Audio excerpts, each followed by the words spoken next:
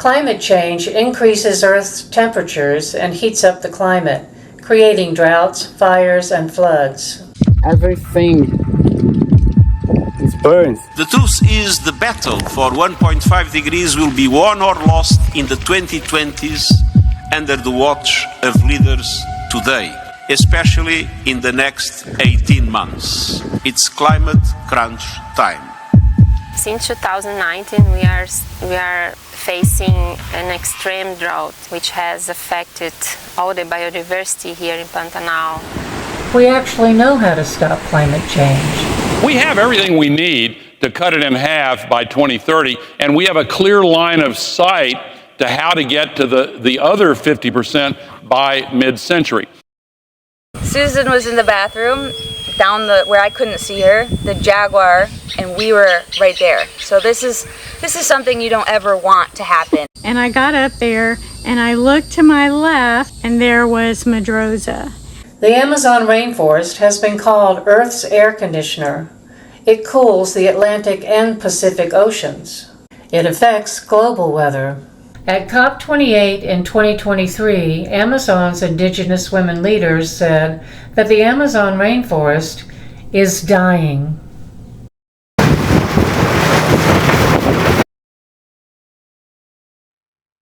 Amazon is linked to loss of ice in Antarctica, where the Thwaites Glacier is located. If the Thwaites Glacier breaks off, it would cause about 2 feet of sea level rise. Amazon is dying of thirst from drought. And we are proposing that the United Nations take on the Universal Declarations of the Rights of Mother Earth. It is time to have Mother Earth be at the center of the conversation. We need civil society, indigenous groups, and young people to keep up the pressure, to hold leaders to account, and help develop the concrete solutions we need to safeguard people and planet alike. If I could show you how hot this air is that's blowing on me right now, you would understand a little bit the situation. It's bad. Protecting our climate is the world's greatest test of leadership. And so I urge you to lead. Humanity's fate hangs in the balance.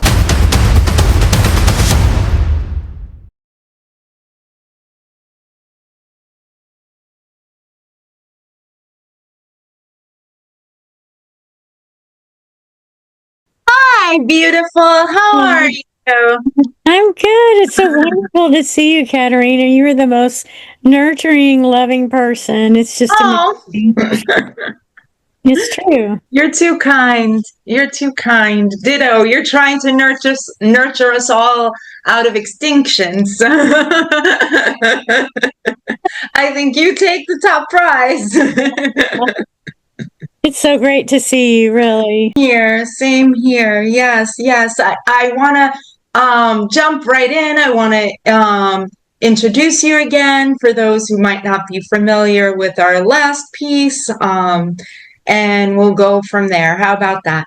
That sounds great. Okay. Thank you, everybody, for joining us today. I'm here with the kind, the astute, the cinematography queen,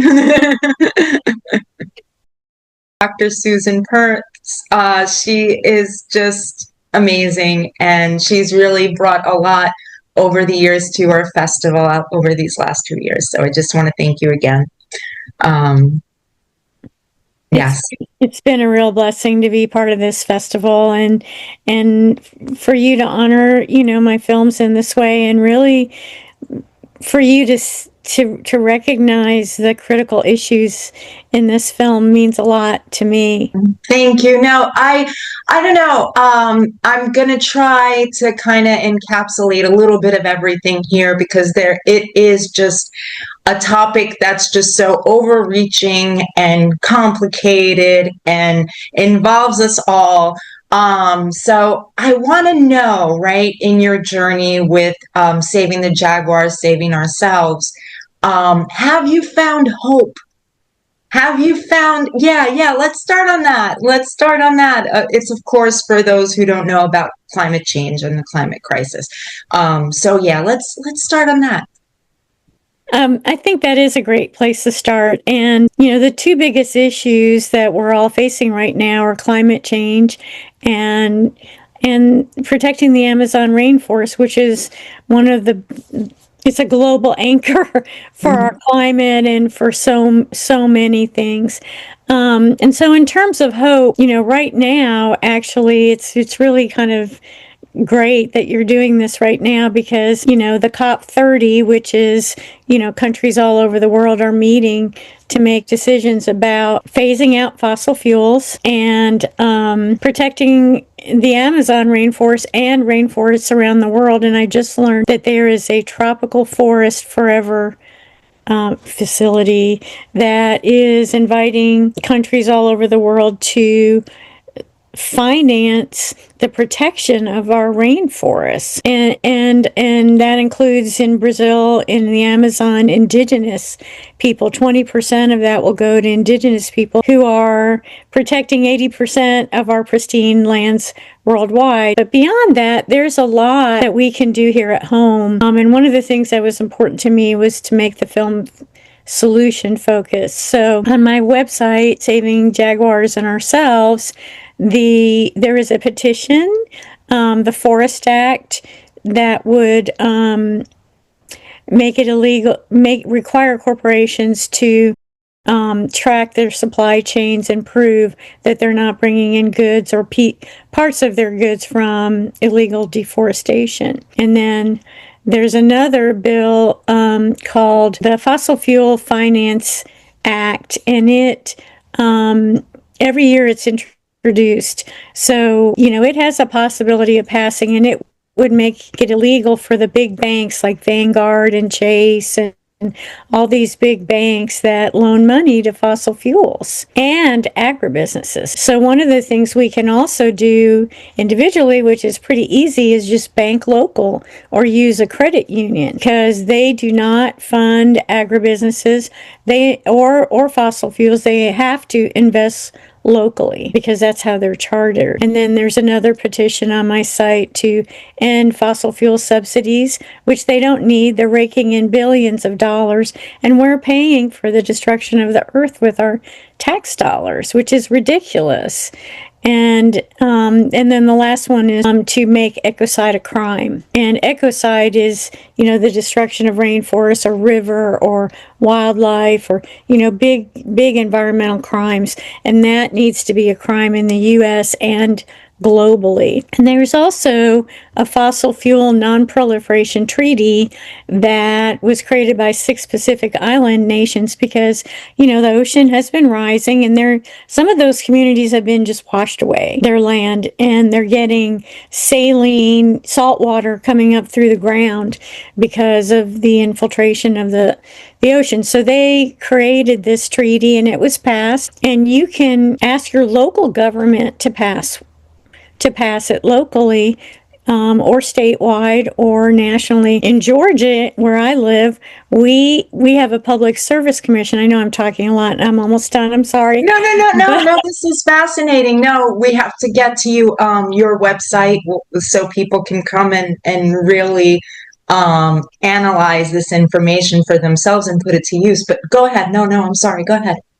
No, and so we just had an election for our public service commission, and every state has some kind of a commission that makes decisions about its utilities. And so in Georgia, we have Georgia Power. It controls, the grid statewide, but it mainly operates in terms of serving power in certain areas, but their rates affect the whole state. But even more importantly, they're wanting to increase use of oil, gas, and coal instead of using renewable energy. And our public service commission, which we've had for over a decade of just actually about 20 years of just stuckness on renewable energy. So we just elected 2 new people to that commission who do really care about renewable energy.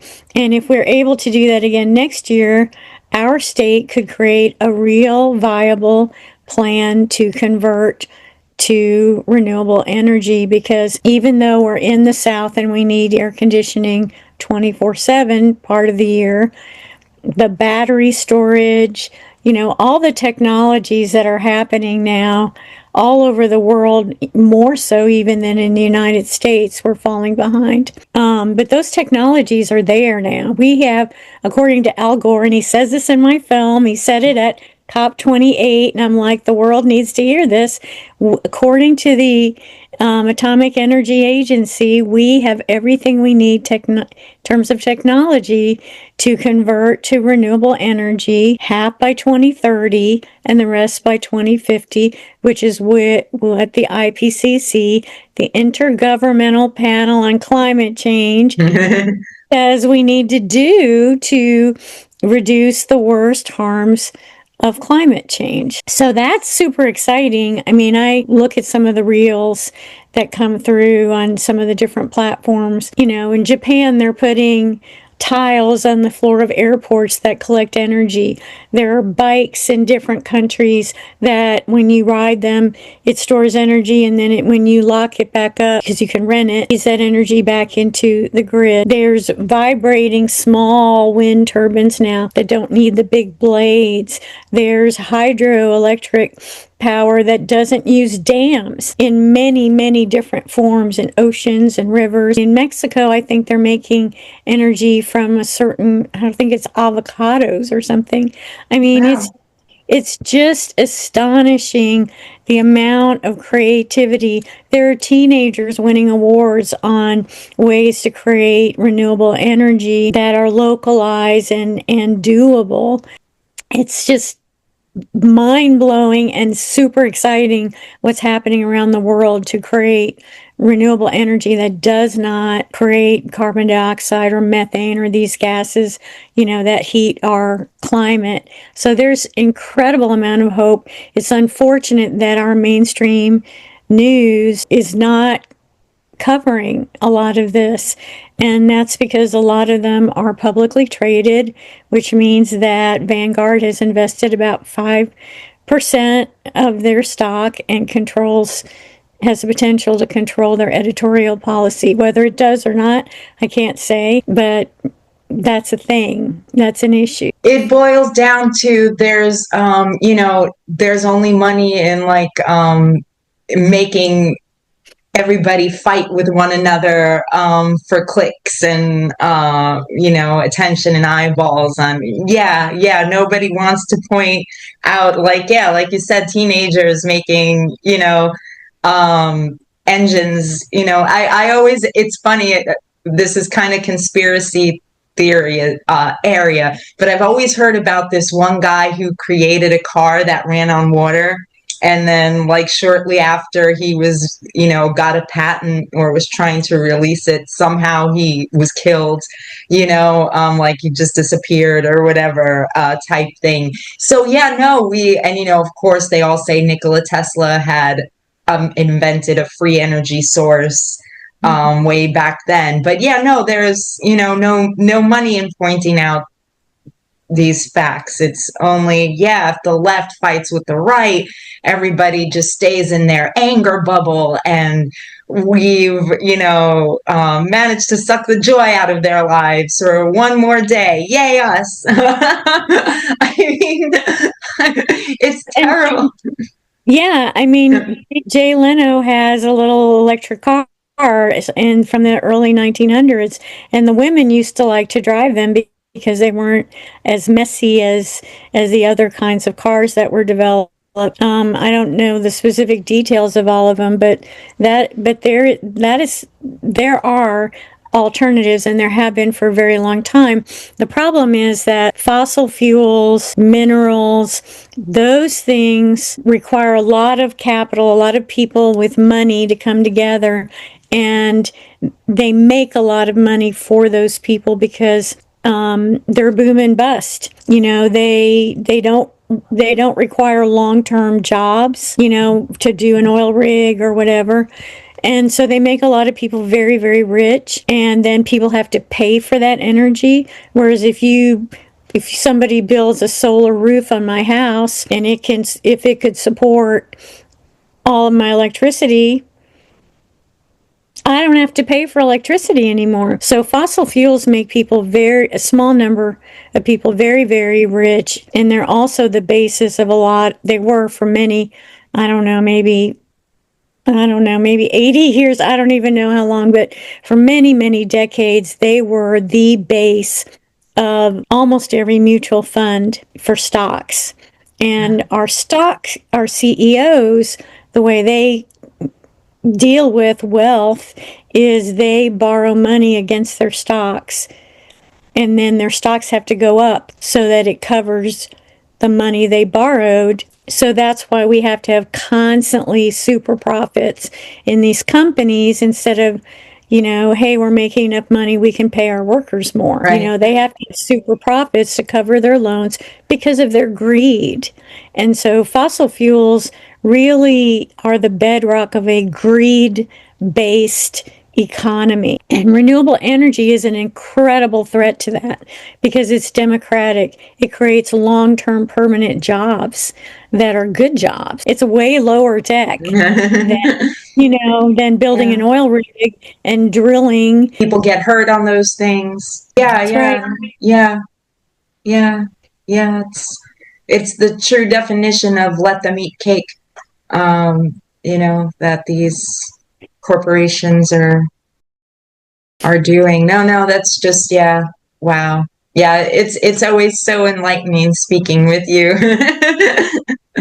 Well, I love talking to you too.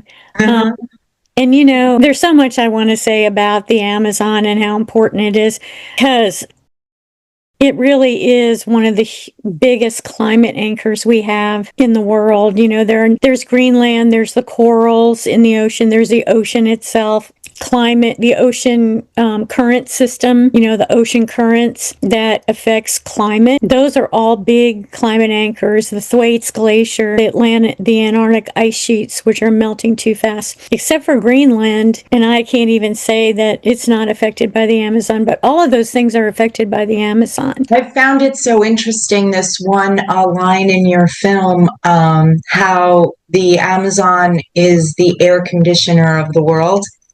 Would you like to break that down for people who haven't seen the film? And I thought that was fascinating. Yeah. So the Amazon is almost as big as Australia, and it's trees, multiple levels of trees. They take in carbon dioxide and store it. They give off oxygen. And then we breathe that. When that oxygen goes out, so does moisture. And so trees create our clouds that hold moisture in a simplistic sense, right? I'm not trying to be perfect scientifically. Trees create moisture, and the Amazon rainforest, it has more moisture in they call it flying rivers, the atmospheric rivers.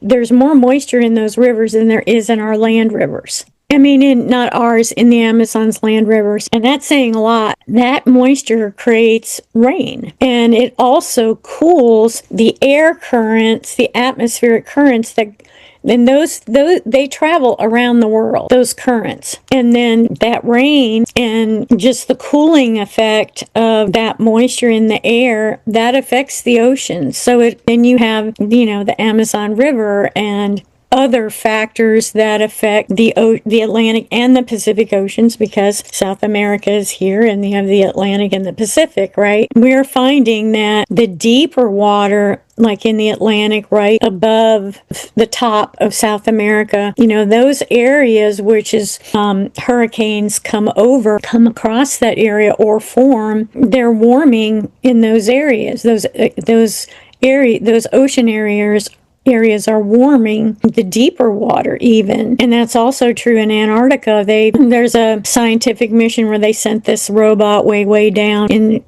near the Thwaites Glacier and some of these areas of Antarctica, and that the water is warming even down there as well. So because the droughts have been so severe from the warming effects of climate change from fossil fuels, right?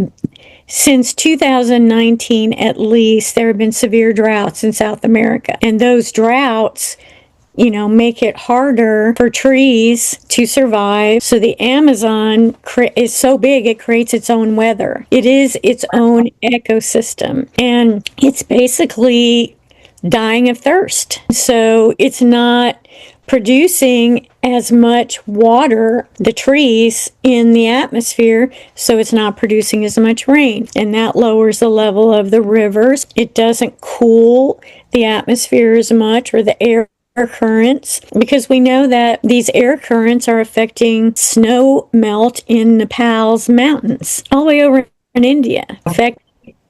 Those are the air currents, and we don't completely understand how they travel. But it's also affecting the Amazon affects the ocean currents, so they're warming because the ocean current, comes down. The Atlantic, right, comes all the way down the Atlantic side of South America, and it goes, towards Antarctica. Those are some of the scientific ways. And of course, that affects less rain. It affects less rain even in Wisconsin, in the United States, all over the U.S., even as far out west.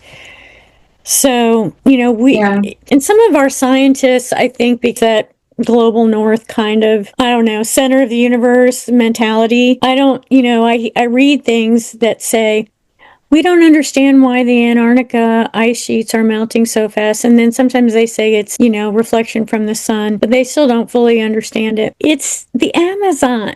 They don't fully, Carl Nobrace is a famous scientist in Brazil, and he understands and has been trying to educate about how critical the Amazon is. It stores 150 to 200 billion tons of carbon. Wow.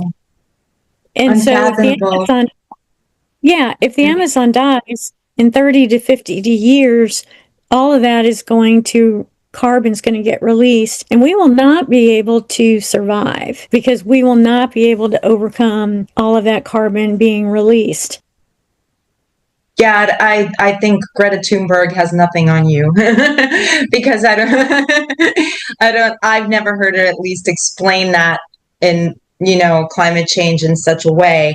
So I think it's really important that people can have a voice, that they can digest knowledge in a simple way, which is what I guess fueled your passion for these films. So now you've made the short documentary, you've made the feature-length documentary. What's next on your list? Is there a part 2? Well, it's not a part 2. I'm thinking about doing some shorter videos. I want to do, I've already started doing at least one little short video about women's leadership, because women have been the primary catalyst or architects of almost every major social movement in the United States. Wow. And the other pull that I feel is to do some education, some short videos again about alternate models for economic models for the United States. The Norway and Denmark and the Netherlands, they have, different models that they use that are very, very high quality of life for people and environmentally sustainable. But I think Patagonia, I don't know if you know the company Patagonia, it's a U.S. company, and it was mainly a sole owner, and he was a very big outdoorsman, or is, and he wanted to preserve the vision of his environmental concerns. So he transitioned it to a B corporation, and B corporations are supposed to be ecologically sustainable, good human rights, those kinds of things, social justice companies. But then he transitioned it to a non-profit. Wow. What that suggests to me, I can't put words in his mouth, is that a non-profit was seen by him as a more safe and stable vehicle for supporting his vision long term. So they're still creating the same products, outdoor gear, but the profits go into the vision of the nonprofit. I really think that nonprofits are a viable way of creating the kind of sustainable world with human rights and peace and social justice that 90% of us really want. I don't think the corporation, I've studied this for 35 years, and I don't think the corporation as an economic structure is capable of carrying the vision that most of humanity wants, because it is too easily corruptible. It's kind of like when you're in a supermarket and you have a cart that always pulls to the left. And that's what corporations always pull towards super profits. And consolidation of wealth. Their bottom line is money. Their bottom line is not a moral vision. I interned at a branch of the St. Petersburg Times, which is now the Tampa Bay Times. And at the time, his last name was Pointer, and he owned it. He was a sole proprietor. He owned it, and he endowed it at the time when he was alive so that its editorial department would never be influenced by ad sales. And that impressed me so much. And then when he, in his vision for what it would be like and what it is now, the Tampa Bay Times is a for-profit company owned by a nonprofit. Interesting. So the nonprofit owns it. It's going to make decisions about profit, where it goes. So one example of how it makes the Tampa Bay Times different is that it covers a vast area, and even in rural communities that don't have a lot of distribution, they're not making a lot of money from them, they still deliver there. So those are some examples. It's really important for people to understand that the struggle for our democracy that's happening right now was orchestrated in the 70s by Joseph Coors, whose grandfather was the beer guy, by the Koch brothers, who were big oil and gas, legacy people. Koch brothers themselves funded about 50 foundations, which were propaganda think tanks and PR companies. They were reacting to a lot of the social movements of the 70s and the 60s, mainly the 60s. Because you had civil rights movement, you had the ERA, you had AIM, which was American Indian movement, you had the environmental movement, you had the consumer movement, you had the anti-nuclear movement. All these movements to shape the world in ways that were wonderful. Grassroots movements that the Koch brothers build foundations around to try to deflect or discredit them. The Koch brothers, the Coors beer guy, and many others built these think tanks to discredit climate change as a hoax. To take and you look at the Powell memo, it's a backlash movement to try. They didn't like that these movements cost corporations money. It was a fascist corporate movement to take over every aspect of American life. If you look at the Powell memo, Powell, the Powell memo, you can find it if you look it up. It was commissioned by the U.S. Chamber of Commerce in the 70s, and it was a blueprint for taking over every aspect. So the universities, the media, the government, just basically every institution of American life. And it was a corporate backlash movement. It's corporate fascism. It's not democracy. These movements in the 60s were democratic grassroots, as you said, movements. It's interesting because I had also heard like the hippie movement was something created by like the CIA, to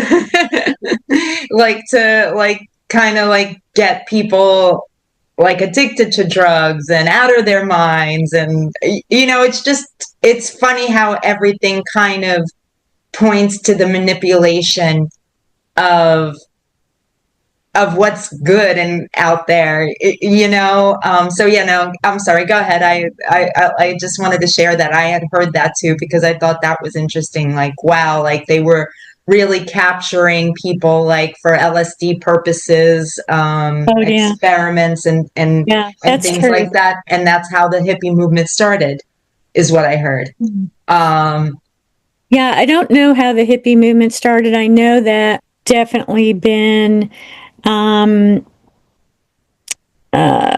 law enforcement at times, and of course the CIA and other groups that were involved with drugs and finding ways to, the black community, trying to do that in the black communities. One of the black communities I volunteered in said, give it back to the man. We're not going to, they would have parades with coffins and say, we're not taking drugs. Those are crooked cops, you know what I'm saying? Yeah. And then, but you're right, there were experiments on people done by, there was a lot of horrible stuff actually done by the US government, that is, you can find that information if you look for it, and it's not conspiracy theory. I mean, you have to really be discerning at times to figure out what's real and what's not, but there was a lot of abuse. I mean, all sorts of abuse happening. So that's interesting. There's two branches of the hippie movement, and one was more the drug culture and one was more the peace and justice culture. The peace and justice culture, that was, people were putting flowers and guns in the policemen's guns, facing them and things, flower power. So interesting, because I was just thinking about this, and then we'll get more back into your movie if you don't mind talking to me for a little bit longer. Because I was just thinking, like, biblically, I heard a podcast the other day on how Jesus, when he came into Jerusalem, of what we celebrate as Palm Sunday, like, at the time, Israel was occupied by the Romans, so they were expecting a Messiah to come in, like, kind of like a warrior, to liberate them. They weren't expecting a humble servant on a donkey. Right. But it just, like, hit me last night of how this is still happening today.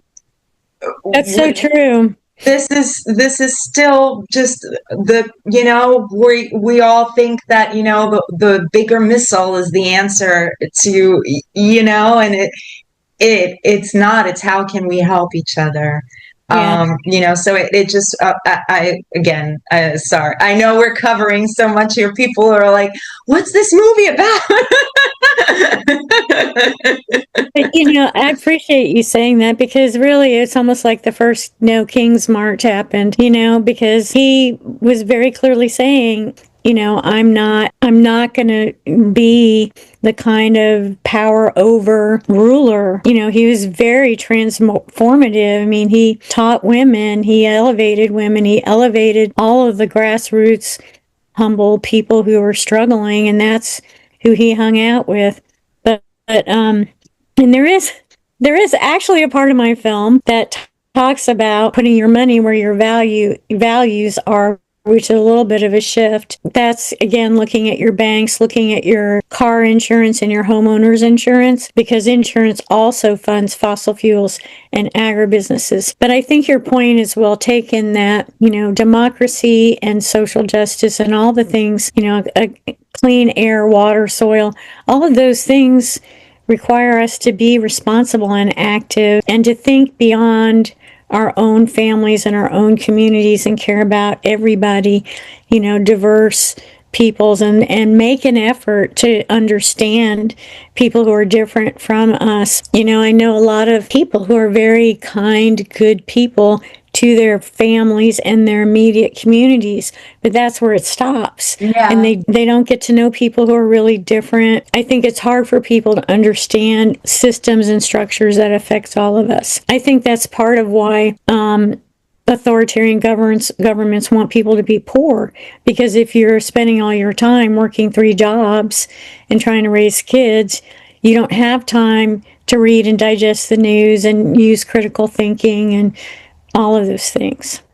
Exactly. Yeah, exactly. Yeah. Wow, you're so informative. I wanted to get into the filmmaking side of things too, like for people who are sitting there going, wow, I'd like to make a documentary. How did you approach, like, because you speak to various people in the Amazon, in Pantanal. How did you, like, I guess, get the courage or devise a plan in your mind to approach these people, to encourage others to do the same?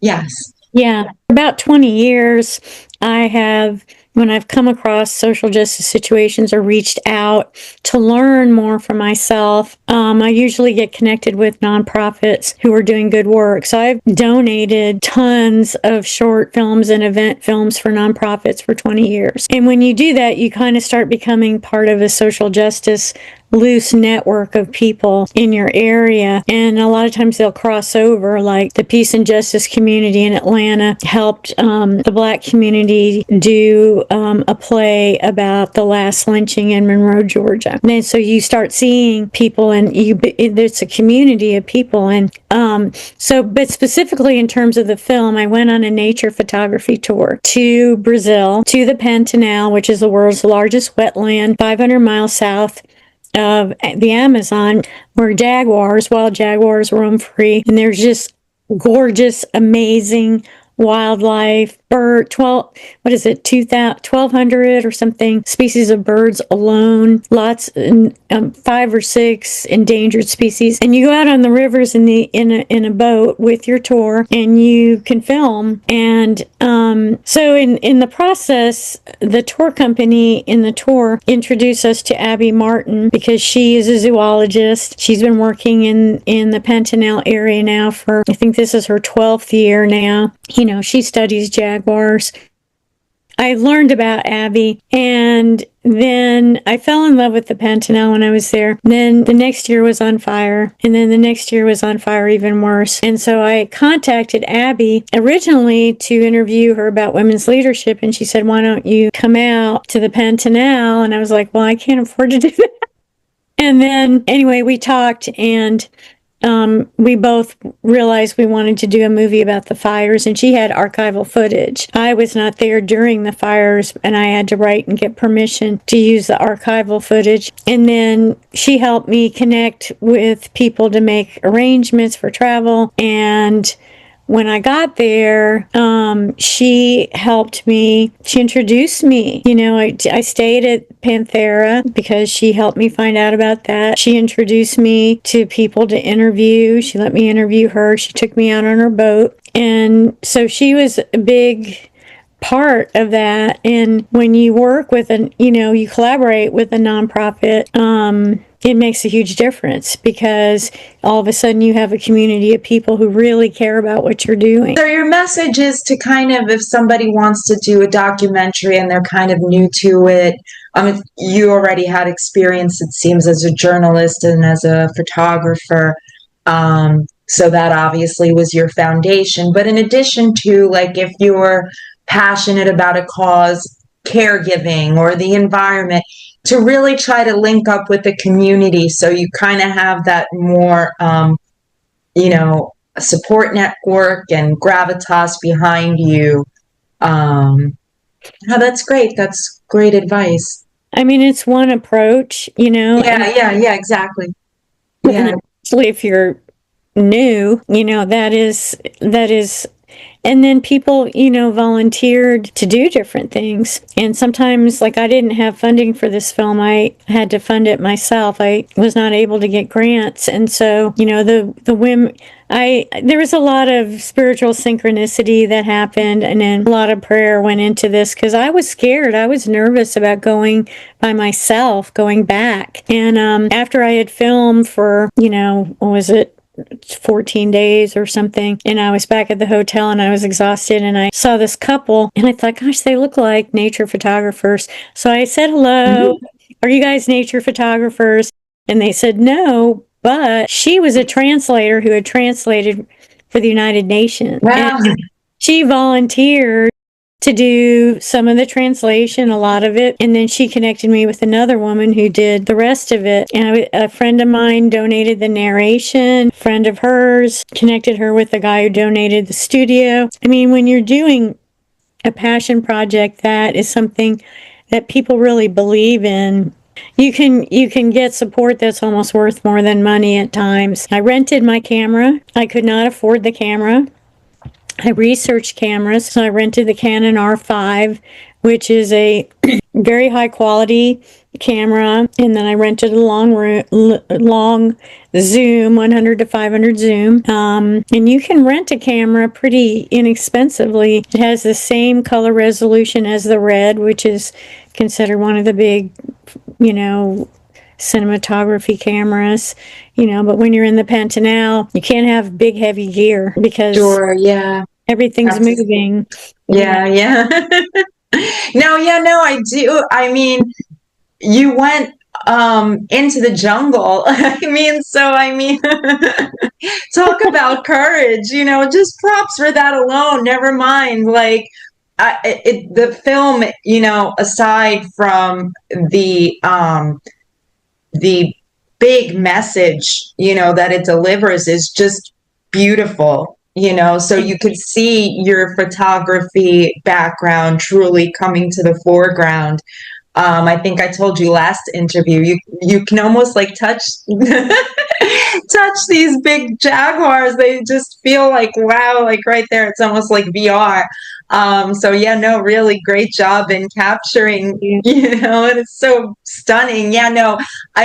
Just nature lovers, where could we find your films? You've done or are doing the festival circuit, but can we like rent it on your website or something, or how could we actually see it?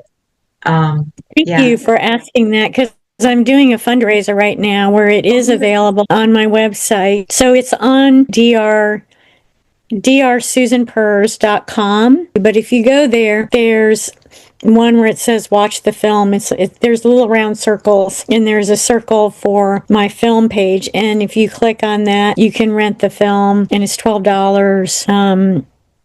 And you can watch it right there. If you know how to cast it to your TV, you can watch it on the big screen. Beautiful. I highly recommend this movie. It is just, it's the perfect marriage of a film. The great message and just how the images are captured is just stunning. So informative. Really. And just, it really reminded me and mentioned, I think we'd be remiss if we didn't speak about the California fire, right? Just because, you would be the perfect person. I heard that something like effects of this fire that took out the Palisades is going to be like felt for like 10 years.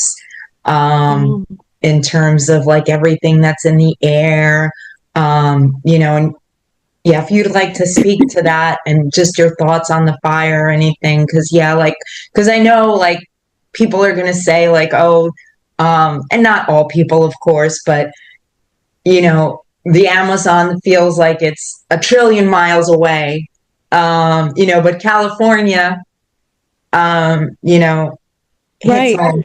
So if you could just like maybe, I don't know, draw any parallels or, speak to it from your background and, I'd appreciate it.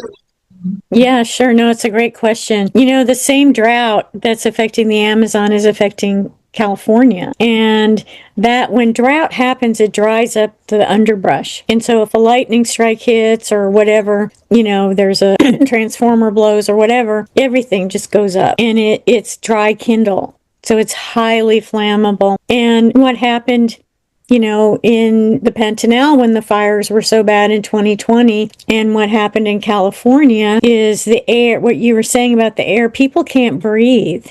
For miles and many, many miles around the Pantanal and many miles, I'm sure, around California. I can't even imagine how far that went for how long that was on fire.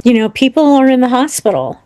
They can't breathe. People with asthma, elderly people on oxygen, that's a big deal. And then, when you have fires like that and you have fossil fuels, or any kind of flammable material, that creates, California is a big fossil fuel state, and I don't know, I really don't have the information on the infrastructure and in relation to the fires, but that's always a concern. If you have, like, we had a pool plant in Georgia, pool chemical plant, and it caught on fire and created an enormous smoke plume, and it went all the way into Atlanta, and it's past the perimeter. And I mean, it was so gray you couldn't see this. It was like orange gray. So, and then the ash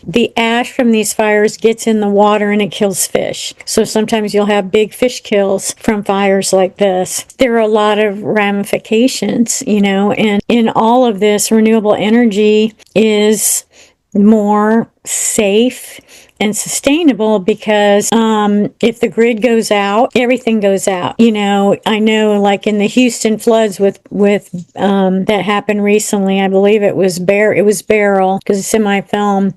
When they had the floods, there was sewage in the floods. This is not clean flood water. And then there's chemicals in the floods. And then the fossil fuel plants had to belch out stuff to keep them from becoming another disaster in some form.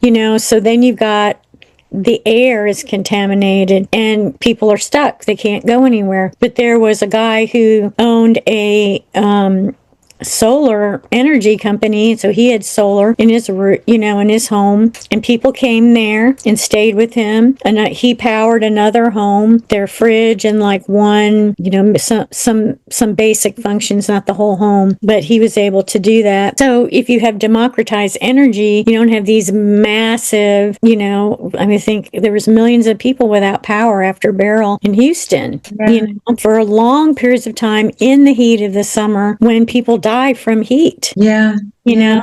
So there's so many reasons why renewable energy is cheaper, it's safer, it's more democratic, it's better in disasters. It's just it's a no-brainer.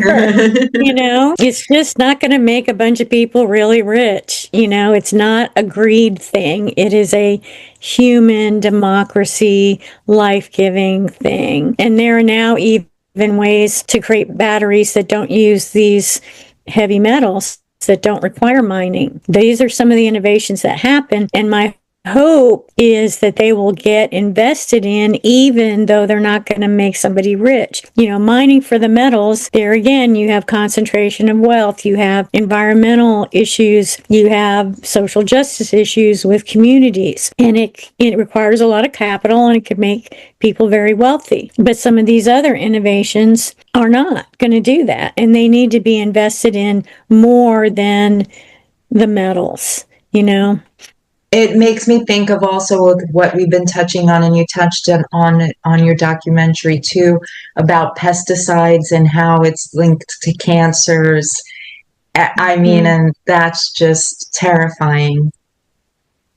Yeah, I appreciate you mentioning that, because pesticides and all these heavy fertilizers, and polyester and plastics, we're drowning in fast fashion, we're drowning in all these things. They all come from fossil fuels. And so the reason we're drowning in them is because, again, they come from fossil fuels. They're excuses to keep drilling, and that's an excuse to keep making small number of people very rich. And the pesticides, if you have flooding, those pesticides don't stay there. They go in the groundwater. They can get in the aquifers, potentially. They're really a big issue in Brazil, in Mato Grosso, which is right above the Pantanal where I was, because it's a big agribusiness area, and they have illegal chemicals there, that we don't allow. People have high cancer rates, and you have, all these lawsuits now against Roundup. Of course, the Monsanto merged with Bayer, and so Bayer now creates the cure, or some cures, to cancer, and creates cancer-producing products, both. Lord help us all. I know. I mean, and these kinds of things, you have, this is why I'm saying that corporations are just not a sustainable model, because these agribusinesses are destroying rainforests and creating destruction in all these different forms on steroids. And some of these companies have been around since the 1930s. There were like 9 companies that tried to overthrow our government when FDR was creating all these New Deal programs for people. There was an attempt by 9 corporations, and some of them are still around, to use Army veterans to take over and install a secretary underneath the president and declare FDR incompetent. Yeah, there's a book about it. It's not conspiracy theory. Smedley Butler, which is a hysterical name, but he was a really big war hero in the early 1900s, and they approached him, and he saw through it, and he did speeches with Women's International League for Peace and Freedom about peace, and wrote a book called War is a Racket. And there's another book about this other attempt to overthrow the U.S. government. So these corporations, it's just, CEOs don't get arrested for violating the law. They get fined and it means nothing to them, and they keep doing it. So we just can't continue like this. Like I try to hear like other people watching this interview what they're thinking, as if that's a possibility. But you'll hear people tell you, well, if you propose like this anti corporation type atmosphere, it means anti-capitalism. But I think it's a more nuanced argument than that, right? It's like you were saying, like there's nonprofits that can operate well. We're not saying the people that run it get nothing. They can't, just live on air type, but it's just reining in the greed type thing. But like, how would you address that argument? Well, like it's a march towards communism if we're saying, rein in the corporations.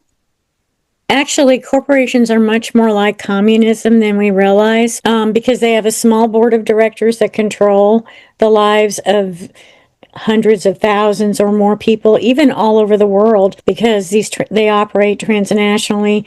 They contract with sweatshops in other countries, and so they're controlling, and they're paying 20 cents an hour for people.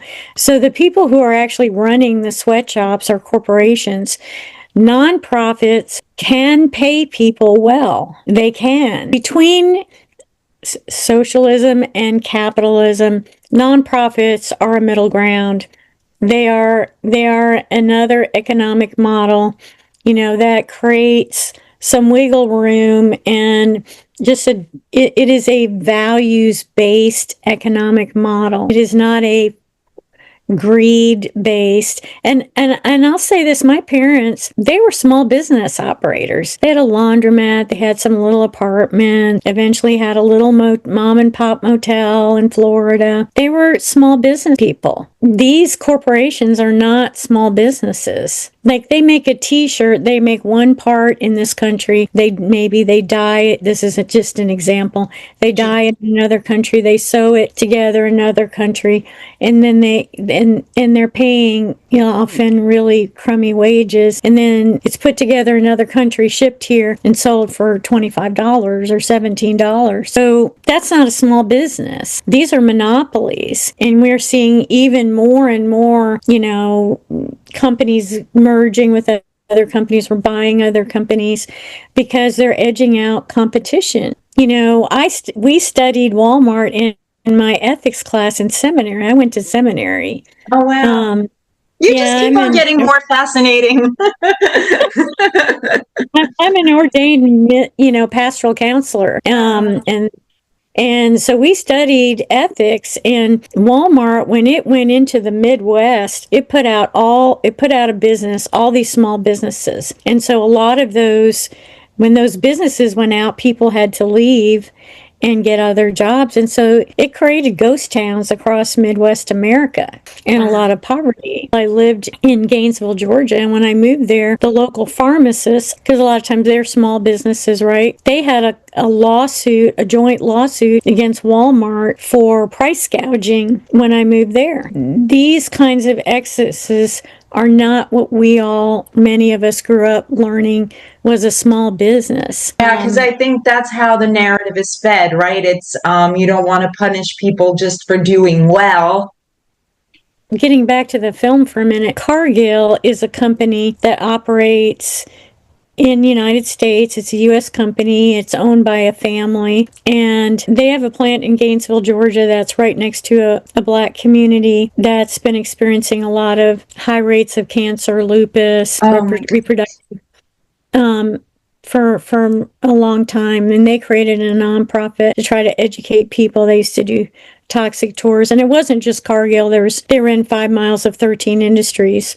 But Cargill also operates in Brazil. Cargill has been funding the far-right agribusiness association in Brazil. There's been a lot of Christian nationalism slandering indigenous people because what this agribusiness lobby has been doing is they've tried to overturn the Constitution of Brazil, which guarantees indigenous land ownership, and they've tried to end a lot of indigenous land ownership because they want the Amazon. They want the land. They want the resources in the Amazon. And Cargill wants to build a railroad through the middle of the Amazon along with some other agribusinesses to transport its soybeans. Wow.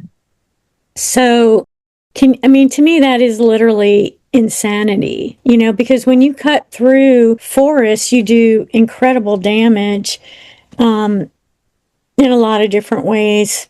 People don't realize that when you build a road, you're opening up destruction on steroids, and it isolates wildlife, get isolated, and it does a lot of different kinds of ecological damage. Wow. Oh boy. I know we covered a lot. I don't know, just maybe one or two more questions. Sure. I'm open. I love talking to you, Katerina. Same here. Yeah, no, this is so informative. Really, again, I appreciate you. I appreciate the body of work that you put out, the quality that you put into it, the attention that you put into it, and it's really so educational. You're not going to get this anywhere else because this is so nuanced what you're giving us, and the actual picture of it and the time you've taken to speak with people. Like I remember last time we spoke, like the only issue in Pantanal is not just the fire and the floods and everything else, like the people with the lack of medical care. Right.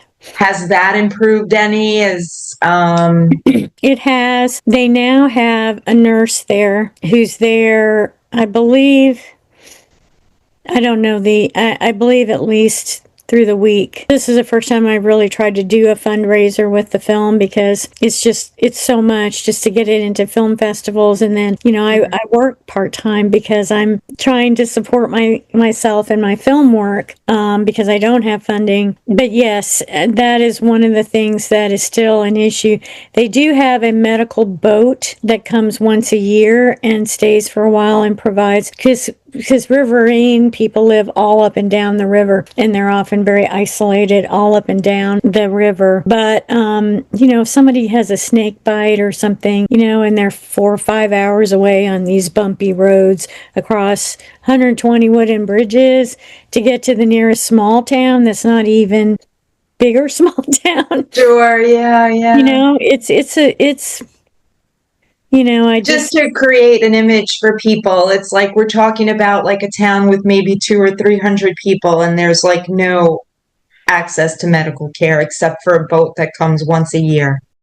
Well, but now they do have the nurse. Thank God. They do have a nurse in town I think they also have a wildlife clinic too. So they have both of those two things now. I don't know how many days a week it is, but I know it's a continuing thing. So I think it's several days a week, or I haven't had a chance to try to get back to that, but that's, Abbie and I have talked about that a number of times. And Panthera, Brazil, has, done a lot to make the community stronger and safer. And a lot of the firefighters were Panthera ranch hands, who just stepped up and fought fires, and that protected the community too, And they have training now, that outside organizations that come in and train firefighters, local people to be trained firefighters, and they've gotten some equipment like water tanks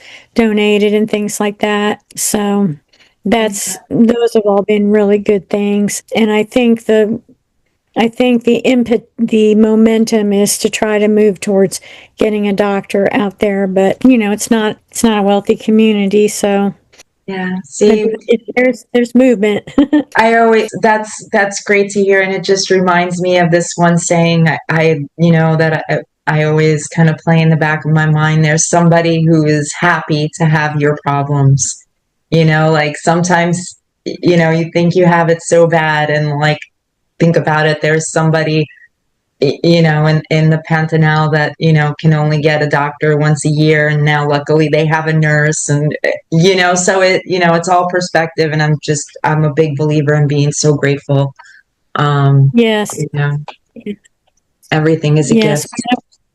Absolutely. When I was there, we had to reschedule the interviews with the firefighters a couple times. One of the times because they were going into town for dental care, which meant they were gone all day. Wow. Yeah. Okay, yeah. I think that's all I had, unless there was something else you want to add. One other thing I want to mention, and that is the rights of nature. Good. Yes. That movement has really been gaining a lot of ground, and there's an organization, GARN, and I don't remember what it stands for, but I think it's the Global Something for Rights of Nature, and Women's Environment Climate Action Network, We Can, is also very involved with that, and that's an organization of all Indigenous women from North and South America and all over the world. And the rights of nature movement has taken hold in like 30 countries now. So what is the essence of that, if you want to explain that a little bit? Is it like, the way I imagine it is treating nature as a person? Okay. That's right. So now a river can have legal rights of personhood, and wow. it can have an organization that represents its best interests, like a nonprofit or whatever. So there are now I think it's in the film, and I don't remember the exact countries, but some of them, I think one of them was not the Netherlands, the other one that starts with an N. I can't remember the name of it. Has a woman president, but they have awarded rights of nature, I think, to a river. Ecuador, I think, has given rights of nature to one of its rivers. The Amazon River has rights of nature by one country. So there are 30 different nations that are now, awarding rights of nature. I know in Brazil, is it Brazil or southern South America, but there's a wave formation that's very unique. It only happens there in the world, and it brings surfers from all over the world. So they have given it rights of nature. That's a little maybe more self-serving than some of the other ones, but like the Amazon rainforest should really, and if when I listen to Indigenous women from the Amazon speaking as part of a weekend presentation, like at COP28, which was in my film, the Amazon is a person to Indigenous people. It is a living person, and it is feminine. It is female. So they don't, in the Pantanal as well, like when Abbie talks about Pantanal, she doesn't say the Pantanal or the Amazon. She says Pantanal. She says Amazon. These are first names for living beings that have legal rights, or at least rights of nature there. And Amazon is female. And when you think about, like, in the film, I'm blanking now on her name, but she talks about, she's an indigenous from Oklahoma, and she talks about, she's on the board, I believe, of Rights of Nature and We Can, and she says, that for Native American people, all beings, wildlife, rivers, mountains, they are relatives. They are not resources, they're relatives. And, I really think that is not only true in terms of how we actually are related to them, whether we want to acknowledge it or not, but it is also a much more emotionally, spiritually, and logistically, practically healthy way of living in the world. Everything's interrelated, and every time I turn around, I see a scientist writing, well, this is happening faster than we expected, or we didn't know this, I guess just being, a practical woman, I'm like, everything I do takes longer than I thought it would be, maybe twice as long. It's more complicated than I thought it would be. It involves more things that I don't always initially understand. And so when I think about climate change, the amount of knowledge that we have about the Earth is it's just limited. I mean, we think we know all these things. We don't understand all these complex interactions, and we're learning them on the fly now. Instead of being prudent and saying, you know what, let's step back. Let's take the precautionary approach. And the precautionary principle was invented by a woman, or articulated, maybe not invented. Instead of having to prove the need to, phase out fossil fuels, we're seeing these effects. Let's be prudent and do it, since it's better for everybody anyway, because millions of people have cancers, from living too close to, oil wells, from respiratory, illnesses from gas and methane, and, all of it. It's just not a healthy. Even without climate change, fossil fuels are not healthy for a gazillion people on this planet. If a mom was running the world and this was her family, she would not be taking chances. Yeah. She wouldn't be like, well, he's in the middle of the street, my child, and, he probably, maybe streets really are safe with cars going 70 miles per hour. And that just doesn't happen. He has good reflexes. Let him go. I mean. Yeah, how long can we hedge our bets? Yeah. And why should we? Exactly. Yeah, no, it's crazy. It's funny you say, like, we learn something new about the Earth every day. You probably knew this, but I was talking to my aunt the other day who lives in Italy, and she says there's these certain types of plants that grow in volcanic lava-rich soil patches. And she's like, you can't grow them anywhere else. And my doctor says that they're so full of minerals. So that kind of blew my mind. And I was just like, I have to ask Dr. Susan Perz about this. That's fascinating. That is fascinating. Wow. Right? And somebody tried to transplant, move this. I think she told me they were apples in particular. And somebody tried to take this plant and transport it and try to grow it in a non-lava-rich soil town. And they didn't grow. Wow. So I was just like, yeah. Fascinating. Right? That's a great example. But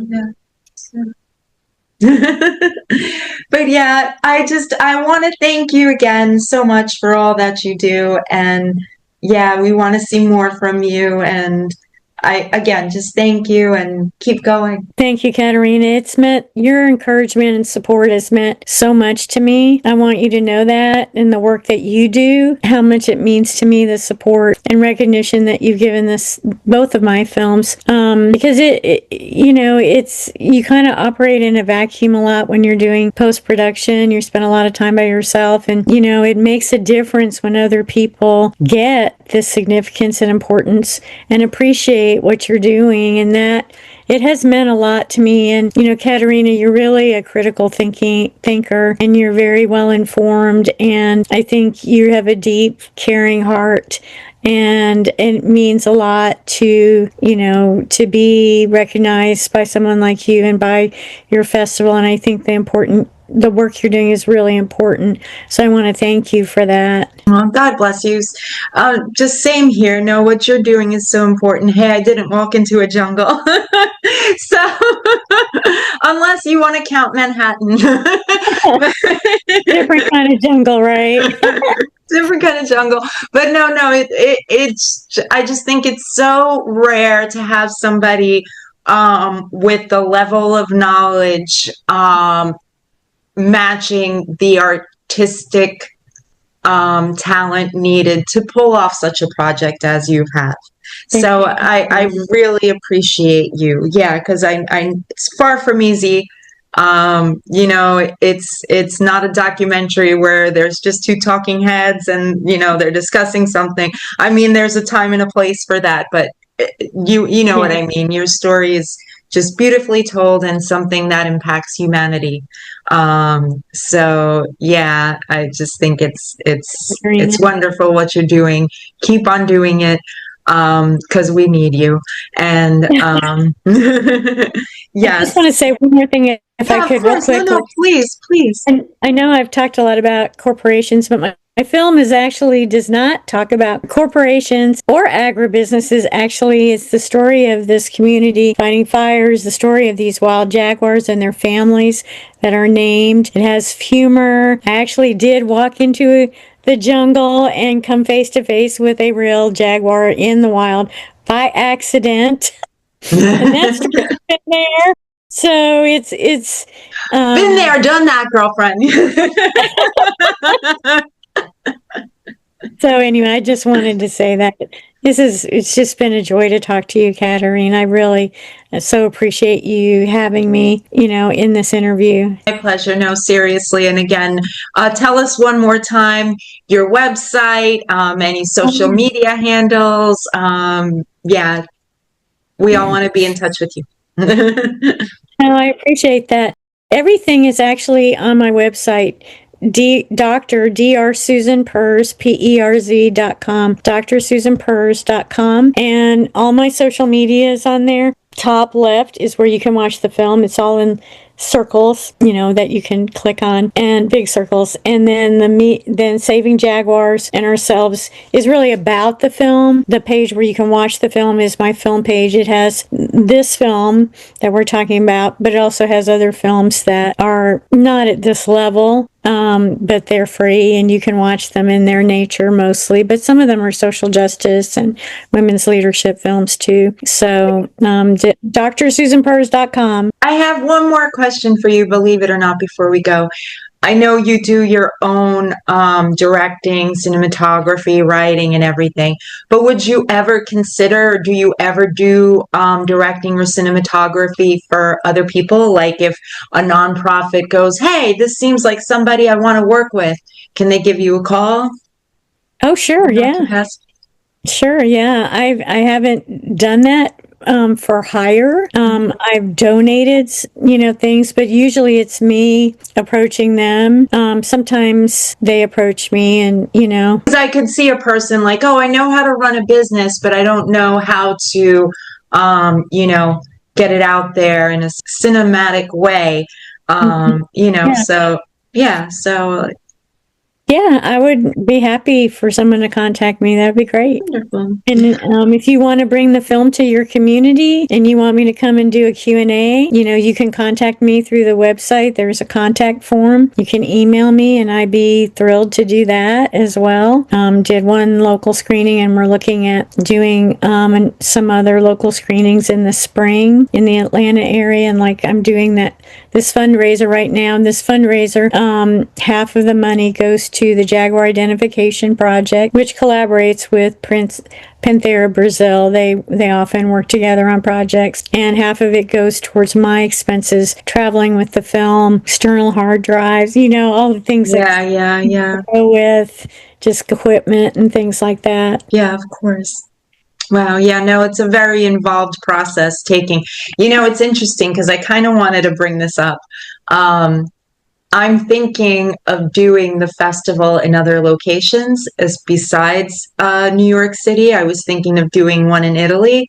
So, yeah, so I was wondering if people watching this too will give feedback if yes, I'd love to go see a film festival in Italy. Of course, a smaller one. We're not Venice, of course, they could choose to go to that. Yeah. Nobody's stopping them, but we're not as expensive, of course. And it's something different. So yeah, let us know too if you want to see the Her Vision Film Festival in Italy sometime as well. I went to Mexico last October a year ago because my film was in a festival in Mexico. Oh, beautiful. Yeah, and it's actually won a bunch of other awards too. So, I mean, I would like to fly to Italy. I realize there's no funding for that, but I've not been to Europe. It would be very cool, and it sounds like you have family and connections there. Yeah. So I was thinking this might be, something fun to do, get people to see another part of the world, and who knows what relationships you could spark by traveling, internationally to see something, and and what you could be inspired by for your next project. Or, Yeah. For filmmakers, we just need, 2 months planning time, 3 months planning time is always good. Because especially international and flying internationally, I would be very excited to go to Italy and see my film. That would be awesome. I would just need time to budget and plan and deal with my work schedule and things like that. Sure. Yeah. No, like I said, it's just an idea right now. It's in the planning phases, but that might be something of interest. Very cool. That's exciting. Yeah. See. But all right, again, I want to thank you, and just beautiful, beautiful work.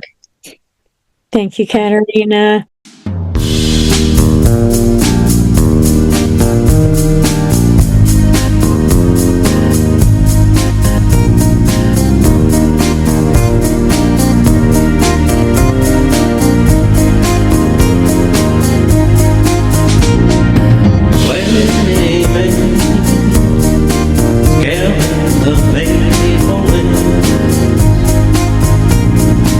Sword fight, king of the hill. Fireflies and jars divided, wonder bars and dungarees.